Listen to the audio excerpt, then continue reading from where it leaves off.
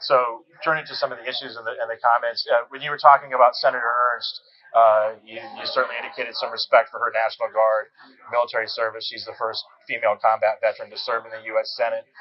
But you said it takes a different kind of courage to serve in a legislative capacity. I guess I didn't really understand that. Are you saying that the military doesn't prepare somebody to serve for the Senate, or that she exhibited courage in the military that she's not exhibiting as a senator? It's got to be one of the two. Which did you mean? Absolutely, it's the latter.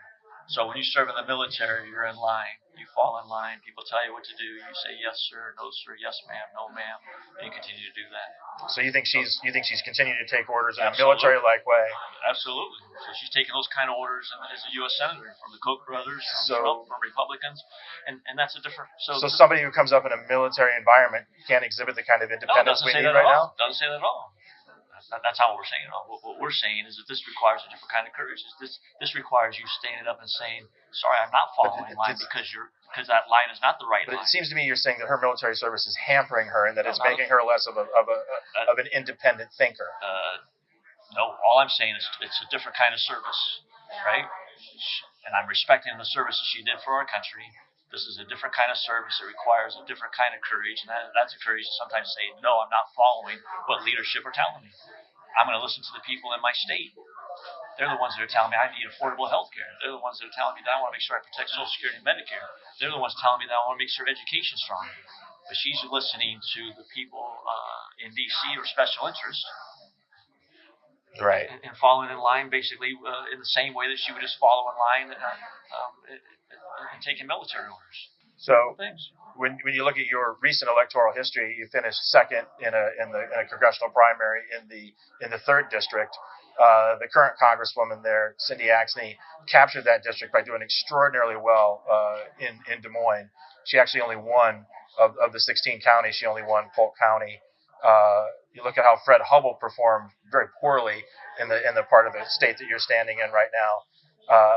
How can somebody who could not win his own congressional district in a Democratic primary do well in a statewide race in which rural areas have been trending very heavily toward Democrats, and people here are suspicious of people from Des Moines?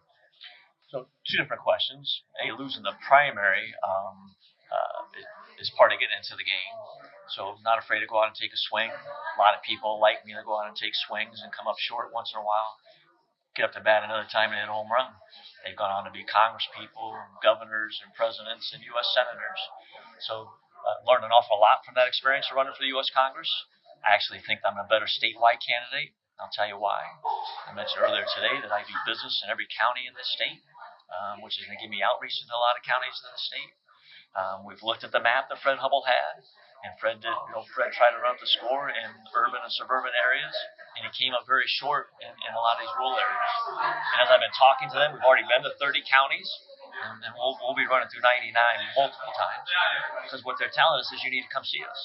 If you come see us and tell us the story that you gave us today, you're going to get votes. You're going to get votes from independents, you're going to get votes from Republicans, and we're going to go win this thing by 5 to 7 points. And we're confident we can go do that. But we got to go out and see people. If we're not showing up, then we don't have a chance to win. It's just not going to happen. Right. You've suggested that Senator Ernst is letting farmers down. Specifically, what legislation has she supported, or what has she failed to do that's let farmers down? So 2 things. She supported the most recent farm bill, which I think was very heavily leaned towards corporate farming and not the real strong, independent, and small family farms that we need to be taking care of. And she's not strong enough in speaking up about the waivers we're giving to the fossil fuel industry when it comes to the renewable fuel standard. She whispers that every once in a while. The president comes here and talks a lot about how he supports the renewable fuel standard. Then he goes around and has all these after-hour waivers that are going through that are not helping the farmers in this community. She's not doing enough for the climate chaos around us. That's impacting farmers every single day. Our growing season keeps getting shorter and shorter because of the intensity of rains, the frequency of rains that are going on there. Farmers are facing a lot of struggles because of that. She's not speaking up loud enough about the tariffs. She said a couple things. She should be standing on top of tables like this and screaming, enough of the tariffs. They're not helping farmers. They're being misled that sometime down the road they're going to be better for them. The fact of the matter is they're not. And some farmers are not surviving it now. Go up in northeast Iowa, where the dairy farmers are closing shop. Doors are closed. They're going into new business and industries. I can't make money anymore, they're telling us. So she's let us down in a lot of ways. Did you read the Mueller report, and do you think there's enough evidence of obstruction of justice within there to justify impeachment of the President of the United States? So the Mueller report's a good read. If you want to sleep easily, go read the Mueller report. There's a lot of information in there. I've read half of it so far. I think it's very evident a handful of things. Russia played a significant role in our elections in 2016. And that should make Republicans and Democrats alike alarmed. And they should be working together to make sure that doesn't happen again. That's the fundamental part of our democracy. And again, that's not a partisan issue. We should all be getting around the table and saying, that is not right. That is not acceptable.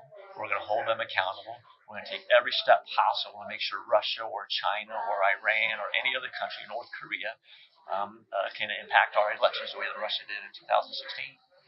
If you want to look at the report, it says very clearly that Mr. Trump obstructed justice. And what happens with that, yet to be seen. I guess it depends on what Ms. Pelosi wants to do with that. I'm going to be a U.S. Senator. I plan on being a U.S. Senator in 2020 when we don't have a Trump in the White House anyway, so it won't make a difference to me by that time. But I think it's very important for the House of Representatives to take a good, hard look at the obstruction. They should be calling out our Attorney General, Mr. Barr, who's only been a cover for Mr. Trump. And shame on him for that. He's supposed to be the people's lawyer and not the lawyer for the president. And if for some reason that moves over into the Senate, then they'd have to make a tough decision. If you're asking me quite honestly, I would rather we vote him out in 2020. I think we need to have a repudiation of the type of leadership that he's brought to this country, the type of republicanism that has developed from that. I think our party is the party that will save true Republicans. And I think I'm going to take that message around this state. I know there's a lot of Republicans that are very, very disappointed in what's going on with the current administration, from every facet, from economics to education to the environment to foreign policy, you name it, how we're treating women, whatever that is. I think there's going to be a repudiation of that. I think we need to do that electorally, and we get this country back on track. So you're generally you're generally pro-choice on abortion. Are there any circumstances in which you think abortion should be prohibited, in which a woman should be denied a right to an abortion, or in which it should be criminalized? Criminalized? That's the reason why we can't solve this issue. So I believe in a woman's right to choose and control her body. And I think people that are pro-choice like myself and people pro-life all would like to see fewer abortions. And we don't get there by criminalizing that.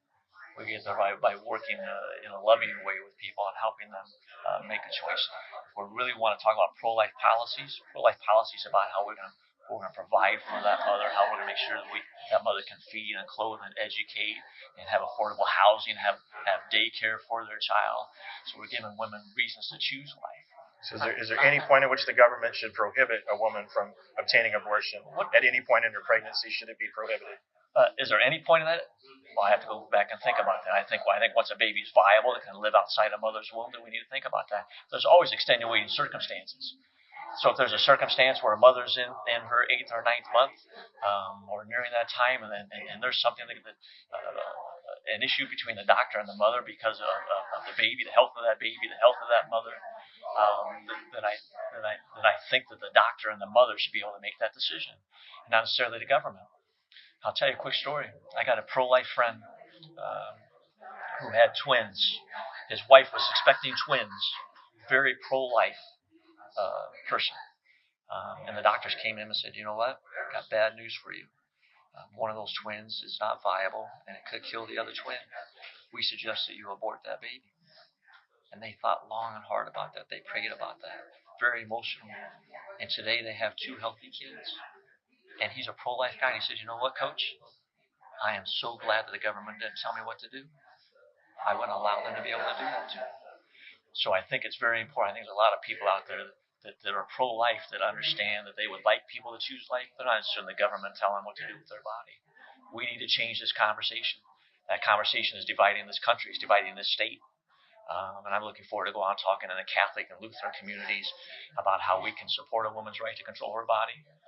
but also reduce abortions, education, contraception, making sure we're providing good health care for people in need.